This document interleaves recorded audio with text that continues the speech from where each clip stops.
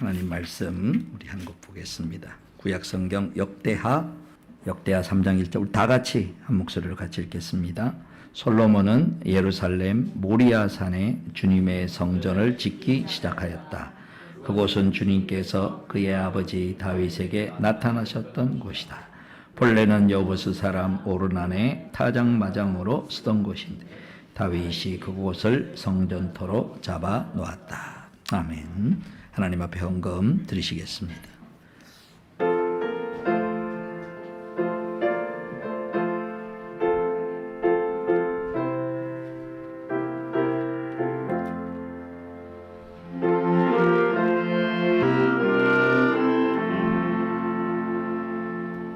하나님 아버지 고맙고 감사합니다. 지난 한 주간 동안에도 하나님이 두신 곳에서 열심히 성실히 살다가 하나님 앞에 나오게 하심을 감사합니다.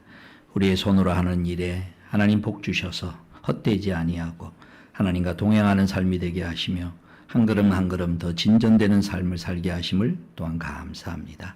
이 시간 그런 하나님이 우리를 돌보아 주시는 걸 믿음으로 고백하며 또 하나님께서 우리의 필요를 채우시며 또 하나님께서 앞으로의 한 주간 동안에도 하나님이 기뻐하시는 일들에 더 힘있게 살아가라고 하나님 은혜 주실 걸 믿습니다.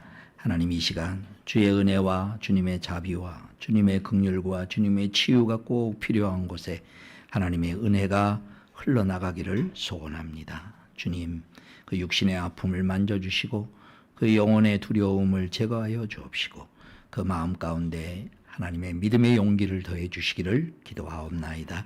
더불어서 사랑하는 성도들이 간절히 기도하는 것들마다 기도 응답을 통하여 하나님의 능력을 체험하게 하여 주옵시고 하나님 살아계심을 고백하며 생생한 신앙으로 살아가는 한 주간이 될 수 있도록 축복하여 주시옵소서.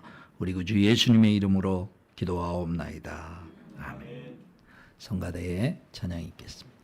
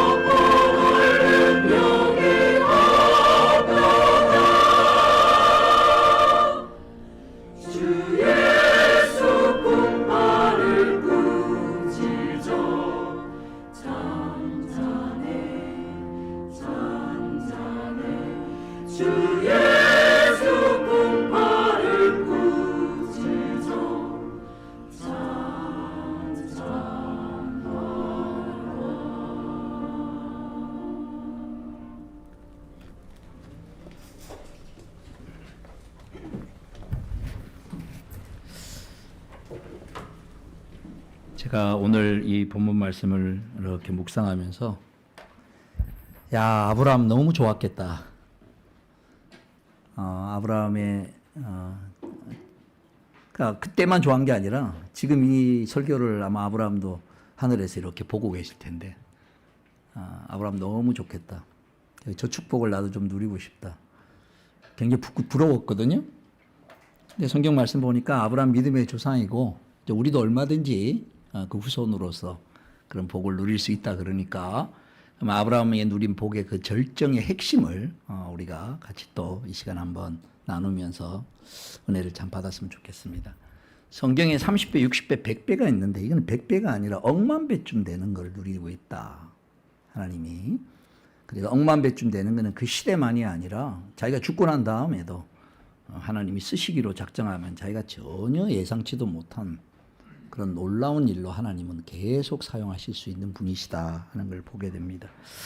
우선 지금 우리가 지난주 몇 주 봤던 창세기 22장에 하나님께서 아브라함에게 이삭을 바치라라고 했던 그 사건이 시작이 어떻게 되냐면 하나님이 아브라함을 시험하시려고 이렇게 되는데 그 시험은 유혹이 아닙니다. 그러니까 템테이션이 아닙니다. 테스트라는 겁니다. 테스트는 뭐냐면 종합 문제예요. 우리 공부 다 배우고 나면 마지막 졸업할 때 졸업시험. 졸업시험의 의미는 졸업시험은 아무 때나 보는 거 아닙니다. 졸업시험은 준비가 된 사람이 보는 거예요. 오랜 세월 동안. 그리고 졸업시험은 패스보다는 사실은 그에게 영광을 주기 위한 기회일 수 있습니다. 시험 잘 보면 오히려 영광을 받는 거예요.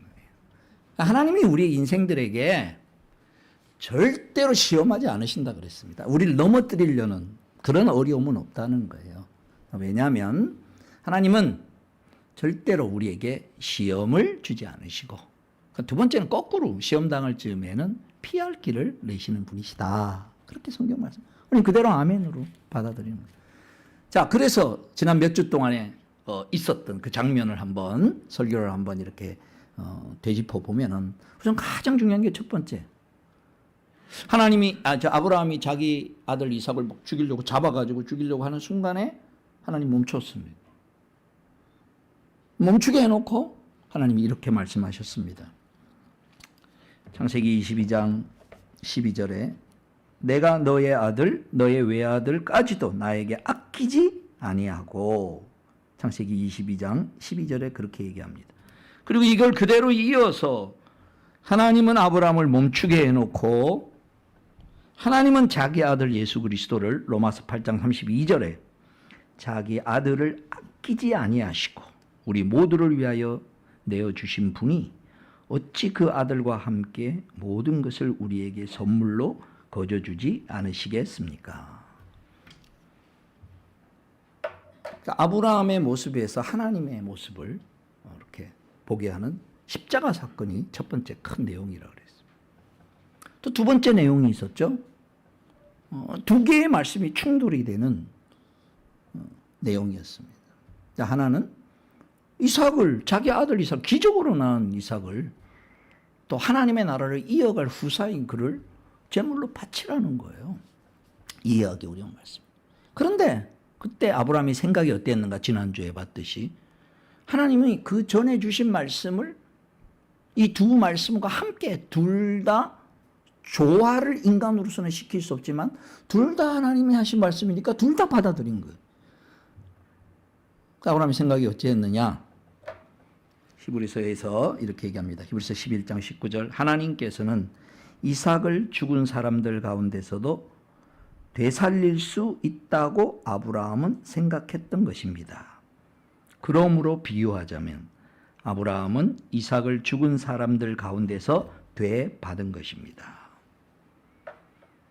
이삭을 바치라 하기 전에 하나님이 뭐라고 아브라함에게 얘기했냐면 저 이삭을 통하여 자손이 태어나고 네 뒤를 이을 것이다.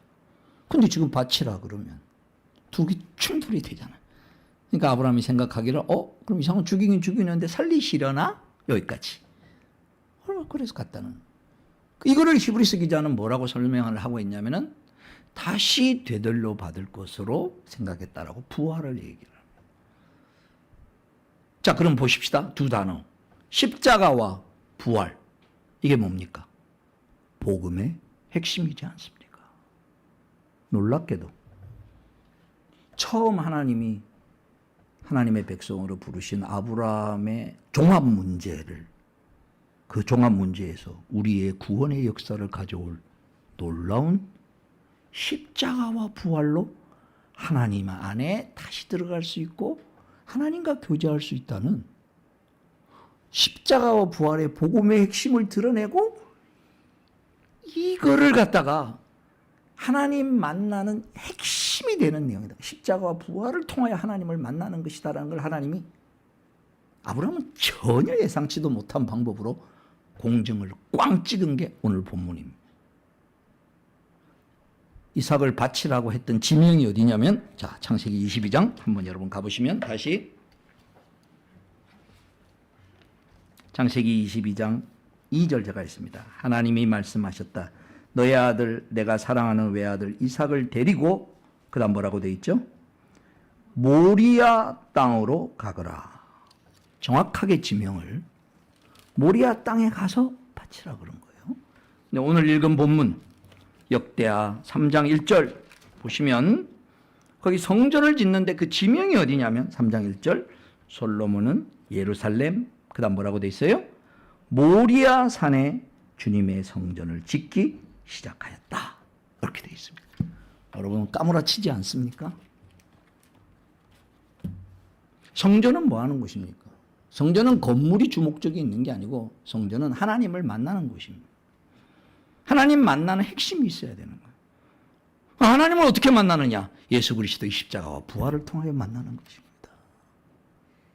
내가 죄 있는 모습 그대로 들어가는 게 아니라 내 죄를 위하여 대신 그 재물을 가지고 죽듯이. 그러니까 아브라함은 왜 모리아 산에 가야 되는지는 모르고 간 거예요. 그죠? 뭐 알았겠어요?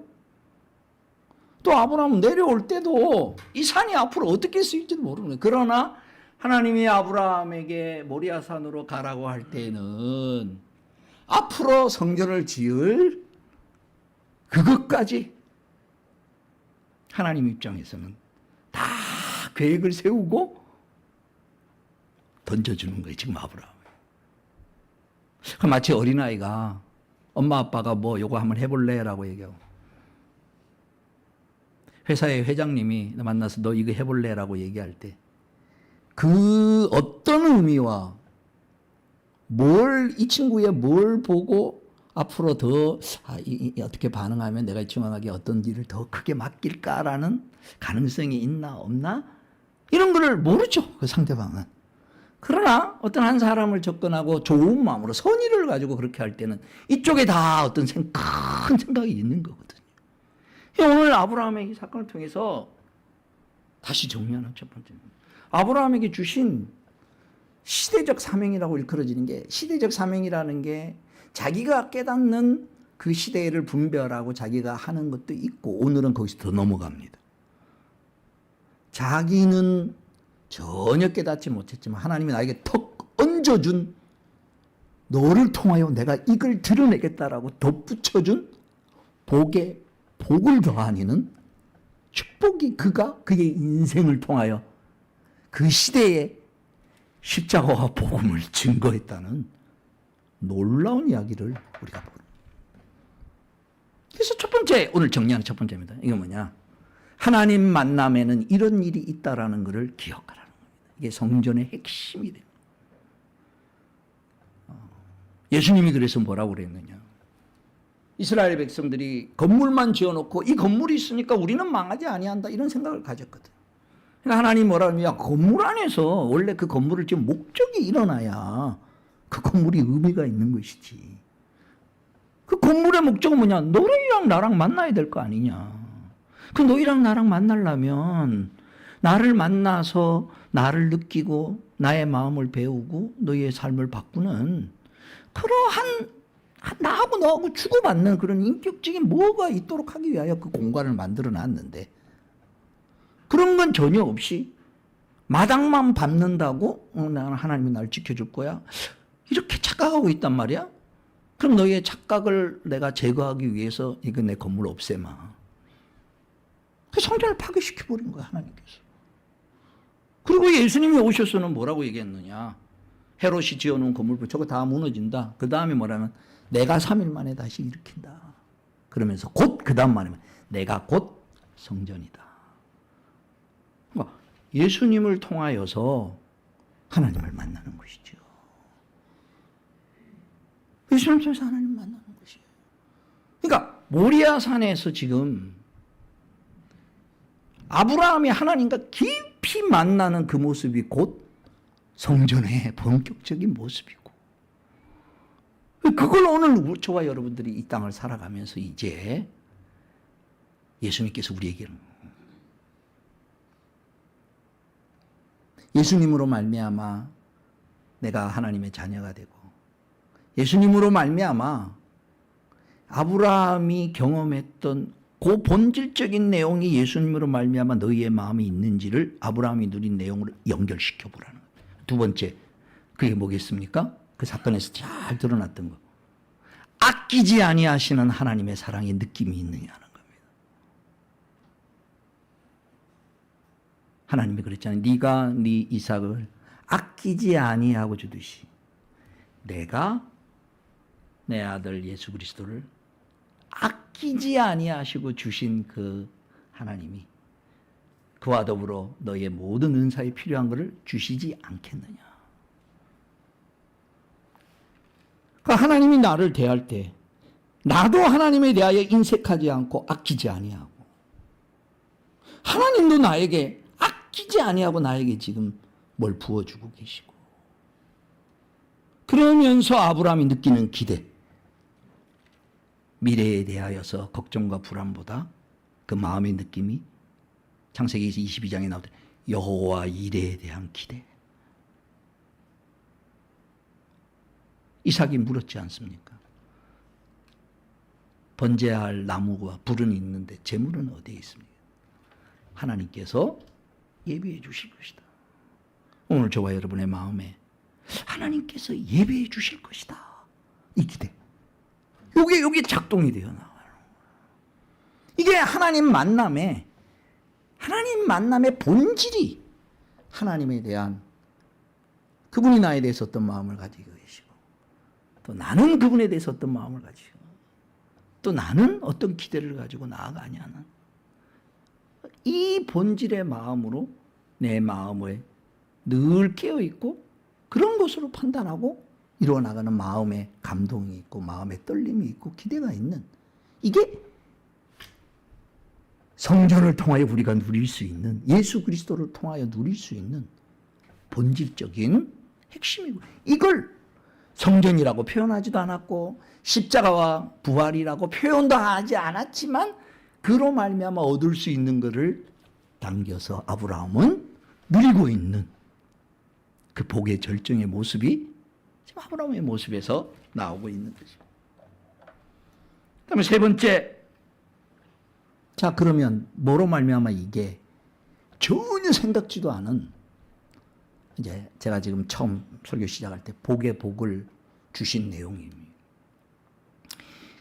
아브라함이 모리아산을 찾아가면서 저 산이 나중에 성전이 될 걸 뭐 알았겠습니까? 전혀 몰라요. 그렇죠? 전혀 알지 못합니다.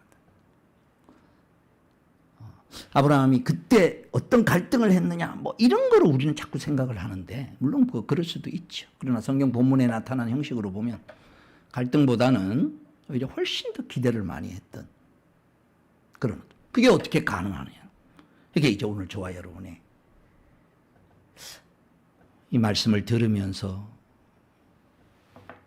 처음 아브라함을 불러서 인류 역사의 창세기 3장 15절에 인류가 죄악을 범했을 때 하나님께서 복음은 이렇게 이루어지고 구원의 역사가 이루어질 것이다라고 원시 복음으로 창세기 3장 15절에 여인의 자손이 뱀의 머리를 박살낼 것이다 라고 말씀을 했고, 그거에 대한 구체적인 방법으로서 아브라함을 부르시는 내용으로 연결이 되고, 그것이 십자가와 부활로 이루어질 것이고, 그것이 참된 성전인 예수님으로 이루어질 것이고, 그리고 참된 성전인 그분이 우리 안에 거함으로써, 저와 여러분이 거함으로써 바울이 설명하듯이 너희는 너희 안에 성령이 거하시는 성전인 줄 알지 못하느냐.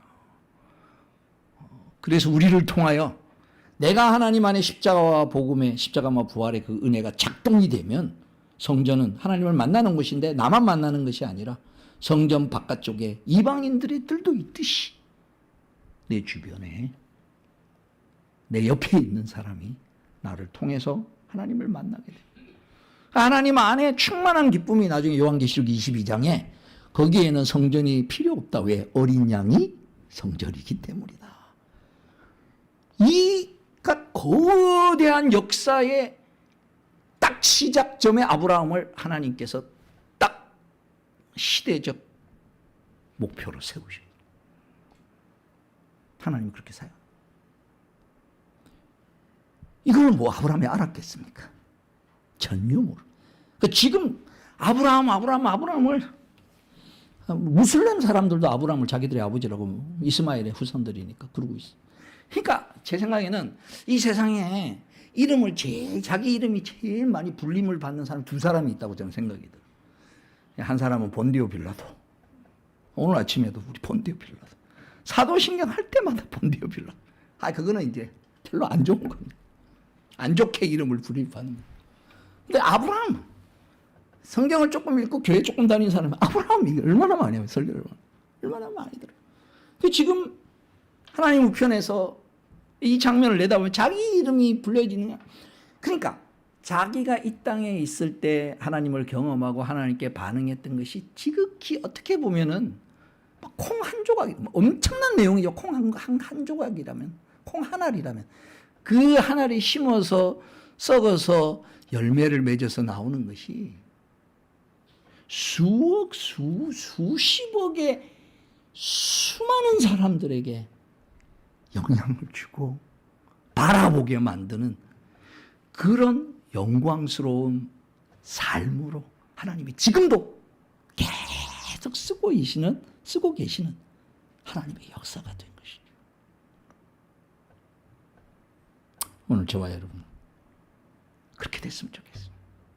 저와 여러분의 삶이 하나님의 쓰시는 역사가 됐으면 좋겠습니다. 내 자녀들이, 내 후손들이, 내 친구들이 내 스토리를 들으면서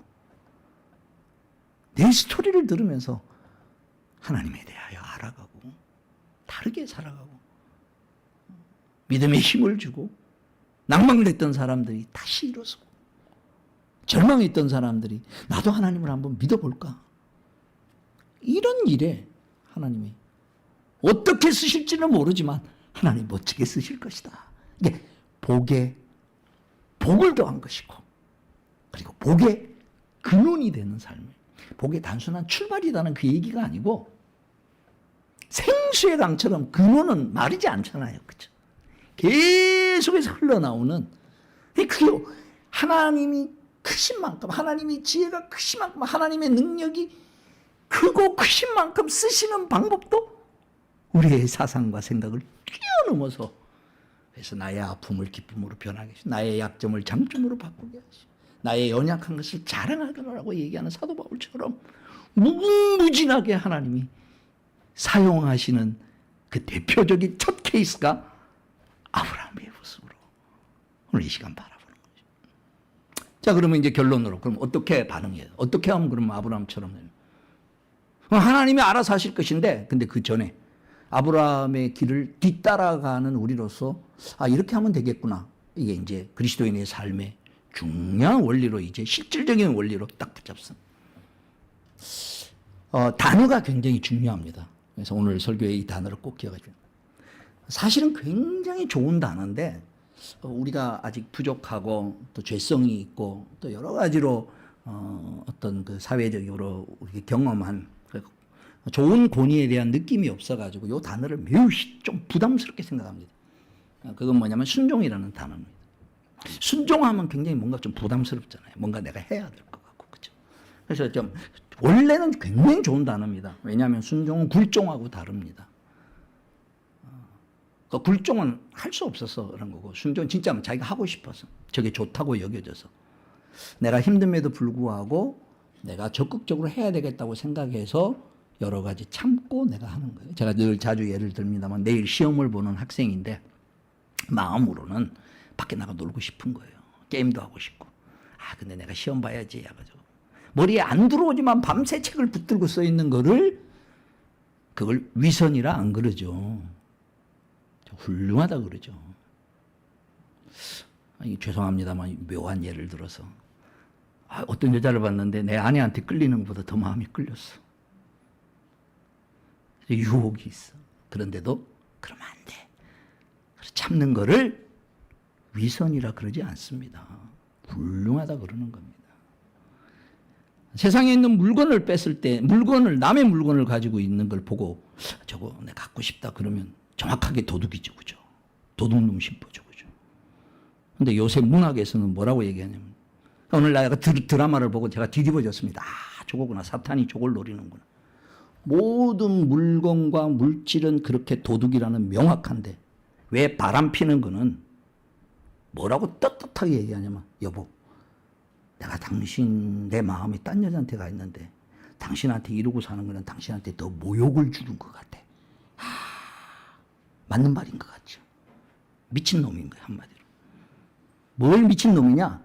내 죄를 씻고 싶다. 내 죄를 짓고 싶다라는 걸 본능적으로 정직한 걸로 말하는 거예요.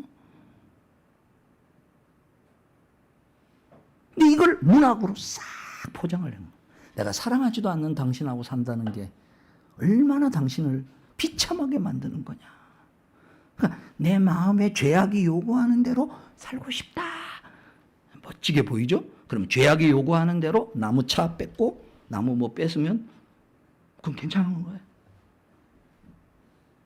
아니, 어디서부터 잘못됐냐면 인간이 가지고 있는 욕망이 근본적으로 옳다라는 것부터가 틀린 거예요. 내가 가지고 있는 욕망은 인간에게 주신 기본 욕망은 변질이 되어 있습니다.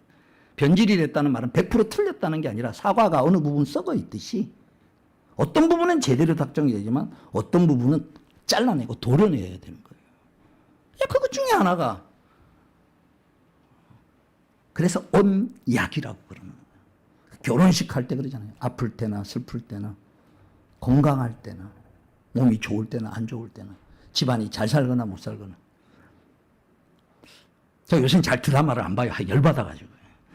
뭔지를 모르겠어요. 드라마가. 온갖 무당도 다 집어넣고 뭐 어느 동네 살다가 왔는데 뭐 얘기를 들어보면 뭐 또 뭐 이렇게 좋아하게 되고 뭐 이게 뭐 잡탕으로 다 그냥 막 머리가 못 따라가겠더라고. 저 무슨 얘기를 하고 싶어서 얘기를 하느냐? 여러분 우리의 마음의 수준은요, 우리의 영적인 수준은요, 그런 갈등 없이 뭔가를 결정할 수 있는 게 아닙니다. 그래서 그 갈등과 그런 것이 가치 있는 것을 알고 참으면서 하는 게 이게 그러니까 동물적 본성에 따라서 사랑을 욕망이라고 그러고요. 순종한다는 것은 그 가치를 알기에 나를 복종시키면서 하겠다고 하는 훌륭한 인격의 하나님 앞에서의 표현인 거예요. 순종은 굉장히 좋은 단어입니다. 그럼에도 불구하고 힘듭니다. 대부분 일반적으로. 그래서 제가 용어를 좀 바꿉니다. 근데 이제 원래는 순종이라는 단어가 더 좋은 거예요. 순종 말고 이렇게 생각하면 좀 쉬워요. 예를 들면 제가 자주 예를 듭니다만 우리 집안은 이게 문제야 하고 문제라는 단어를 딱 쓰는 순간에 우리 마음이 딱 부정적으로 가거든요. 뭐가. 근데 문제라는 용어 대신에 과제야. 우리 애는 요게 지금 해야 할 과제야. 과제라는 단어를 딱 쓰면 뭔가 좀 적극적으로 반응하고 싶은, 뭔가 해결하고 싶은 그런 마음이 들잖아요. 그죠? 우리 집안은 현재는 여기까지인데, 우리 애는 현재는 여기까지인데, 우리 목장은 현재는 여기까지인데, 우리 교회는 현재는 여기까지인데, 여기서 요 과제를 잘 해결하면 다음 단계로 가볼 수 있을 것이다 하는 그 단어 자체가 우리에게 주는 그 파워가 있단 말이지. 마찬가지입니다. 순종에 이르기 위한 그 단어, 그 파워는 뭐냐? 저는 믿음으로 반응하는 거라는 거예요. 반응. 믿음으로 반응하는 일에 성공하면 어떻게 하나님이 쓰시는지에 대하여서는 그 다음 하나님 손에 맡깁니다. 오늘 창세기에 나오는 이 말씀을 보면서 믿음으로 반응하는 첫 단계는 뭐냐? 자, 첫 번째는 선명한 하나님의 말씀이 들려올 때 여러분 믿음으로 반응할 수 있는 힘이 하나님으로부터 들어옵니다. 내가 억지로 뭔가를 만들어서 반응하려고 그러면 주어 짜기 때문에 힘들어요. 그러니까 그럴 때일수록 그러지 마시고, 글로 가지 마시고, 이 상황에 대하여 하나님이 뭐라고 말씀하시는가. 희한한 건요, 어느 날 내 마음이 힘들고 그럴 때 성경 말씀이, 외웠던 예전에 성경 말씀이 탁 떠오르면 내 마음이 싹 변하는 걸 느낍니다. 그래서 성경 암송을 어릴 때 많이 시키는 이유 중에 그거예요. 성경을 보고 성경 말씀을 읽다 보면 그 말씀이 나에게 어떤 힘을 주는 게 느껴요. 왜냐하면 이게 하나님의 정해놓으신 방법입니다. 천지를 창조할 때도 하나님의 말씀으로 결과가 되게끔 했잖아요. 우리도 지금 마찬가지입니다. 여러분, 저와 여러분이 하는 말이 그 안에 파워가 있어요. 그 어떤 말을 하면 상대방에 힘을 주고 격려를 주지만, 내가 어떻게 말하면 상대방이 힘들어하고 마음이, 칭찬은 고래도 춤추게 한다 그러잖아요. 그렇죠? 근데 우리나라는 굉장히 이 좀 유교 문화권이 좀 안 좋은 쪽으로 많이 있어가지고요. 어떤 게 있냐면요, 샤머니즘에 있어서 이름 더 좋은 이름을 지으려면 귀신이 와서 잡아간대요. 그래서 막 개똥이, 말똥이, 뭐 끝순이, 뭐 하여간 막 못된 이름을 뭐 지저분한 이름을 지어놔. 그래 귀신이 더럽다고 안 데려가려고. 이런 게 문화 속에 깔려 있어요. 그래서 꼭 이렇게 좋으면서도 하는 표현이 꼭 그냥 안 좋게 그냥 막 이렇게 하는 거예요. 근데 그렇지 않아요. 어려서부터 매일 죽은 노마하고 이렇게 나가 죽어라 하고 너 집 밖에 나가지고 뭐 그런 얘기 듣고 자라보세요. 여러분 잘 보시죠. 내가 하는 말이 아이들에게 독을 주고 있느냐 아니면 힘을 주고 있느냐. 성도들끼리도 마찬가지. 함께하면서. 그러니까 우리가 하려는 말씀은 뭐냐? 첫 번째, 믿음으로 반응하려면요, 믿음으로 반응하기 위해서는 내 거를 쥐어 짜가지고 믿음으로 반응하지 못합니다. 그런 한계가 있습니다. 내가 믿음으로 반응하는 건 뭐냐?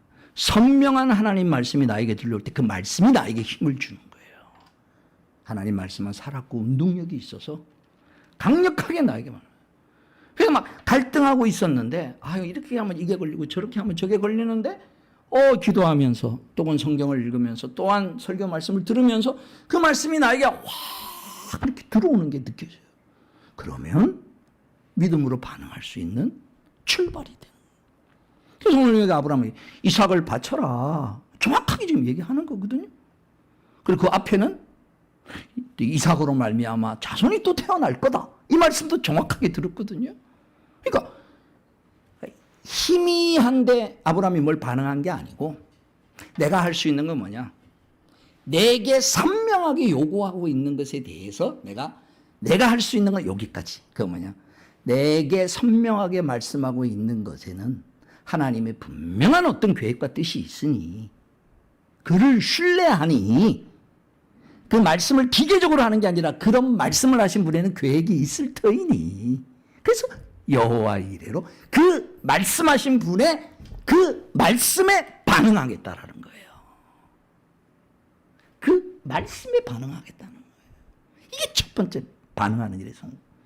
그래서 저와 여러분이 어떤 상황과 어떤 일이 있을 때 꼭 물어야 될 것, 꼭 물어요. 중요한 사건일수록 이거와 관련된 하나님의 뜻은 무엇일까? 늘 물으시고 그걸 찾아가는 데 들어갈수록 전체적으로는 알기는 어려울 겁니다. 그래서 시편에 보면 주의 말씀은 내 발의 등이요 내 길의 빛이니이다라는 말씀. 그때 말하는 이 내 발의 등이라는 말이 초롱불이라는 뜻이에요. 그러니까 밤에 궁궐에 이렇게 어디를 가야 되겠는데 대충 길은 알죠. 방향은 알죠. 근데 지금 이 타이밍에 그 앞에 돌이 있는지 그 앞에 물이 있는지 그건 잘 모르잖아요. 근데 초롱불 딱 끼면 다는 몰라도 내가 한 발 내디들 내 발 내디들 그 앞은 보인다고요. 오늘 저와 여러분이 지나가는 삶에 어떤 때에는 하나님이 방향도 보이고 길도 보이지만 어떤 때에는 잘 모르겠어요. 근데 그럴지라도 최소한 내가 오늘 한 걸음 어디를 내디뎌야 될지는 그의 뜻을 구하는 자에게 반드시 보여주십니다. 여러분 이겁니다. 첫 번째 믿음으로 반응하는 일에 성공하는 것은 이겁니다. 내게 주시는 말씀, 내게 주시는 상황, 이거 믿음으로 반응한다. 주신 그분에 대한 믿음으로, 주신 말씀에 대한 믿음으로 내가 반응한다. 여기까지. 두 번째, 오늘 이 말씀을 이제 듣는 거예요. 그렇게 반응하면 어떤 결과가 있는가? 그 결과를 하나님이 만드신다. 하나님의 역사가 되게 하신다. 내가 전혀 예상치 못하는 방법으로 하나님은 수많은 방법을 동원해서 그의 무궁무진한 지혜로 하나님이 어떻게 하실 것인지 오히려 기대가 된다. 오히려 기대가 된다. 그래서 두 번째, 믿음으로 반응하는 그 믿음 안에는 어떤 게 있냐면, 내가 이렇게 첫 번째 주신 말씀에 반응하면 그 결과를 가지고 하나님이 어떻게 하실까 하는 그 기대의 믿음을 가지고 반응하리라. 우리는 어쩌면 아브라함의 스토리를 듣고 난 후이기 때문에 어쩌면 더 아브라함보다 반응할 수 있지 않을까요? 그렇죠? 아브라함은 첫 번째 단계로만 반응을 했습니다. 자기의 그 결과가 이게 무슨 십자가인지 부활인지 성전이 지어지는 건지 아무것도 모르고도 거기까지 갔습니다. 그런데 그 뒤에 받은 엄청난 축복을 우리는 보고 있고, 그리고 이제 오늘 구체적으로 오늘 저와 여러분의 삶에 믿음으로 반응하는 두 번째 그 믿음의 내용은 뭐냐? 내가 믿음으로 반응한 일에 성공하면 그 다음은 그걸 가지고 헤아릴 수 없는, 측량할 수 없는 당신의 나라의 역사가 되게 하실 것이다. 이 기대를 심어서 저와 여러분이 믿음으로 반응하며 나갈 때 저희의 삶이 그의 나라의 역사가 되고 주님이 쓰시고 싶은 그러한, 주님이 이 얘기를 올리고 싶고 인용하고 싶은 그러한 스토리가 될 수 있기를 주님의 이름으로 축원합니다. 오늘은 마지막 기도 대신에 오늘 이 말씀을 같이 엮어서 찬양을, 우리 시선 찬양을 부르시면서 오늘 주신 말씀 앞에 여러분 반응하시고, 특별히 부탁을 드립니다. 현재 내가 결정해야 되는 어떤 상황 가운데 놓여 있는데, 하나님, 내가 믿음으로 반응하려고 그러려면 우선 하나님의 뜻을 알아야 되지 않겠냐, 하나님의 뜻을 알고 싶다라는 상황에 놓여 있는 분들 오늘 꼭 나와서 같이 기도 제목을 기도하시고, 두 번째, 내가 알겠는데 용기가 없어서 아직 잘 못하고 있다, 하나님 도와주십시오. 이 두 번째 내용을 가지고 하나님 앞에 나와 찬양 부른 후에 같이 기도할 수 있기를 바랍니다. 시선 우리 찬양 같이 한번 드리겠습니다. 송 집사님이 크게 부르셔야 됩니다.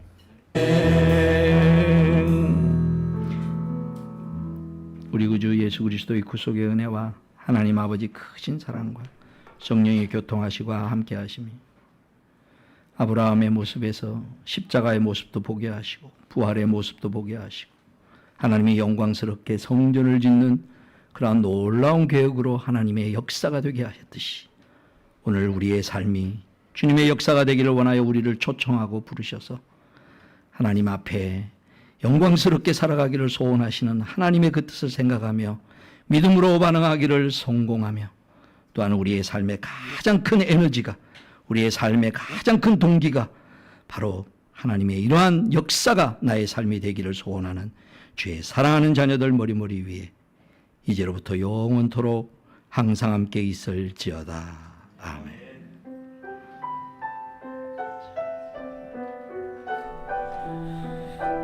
아버지, 주시옵소서.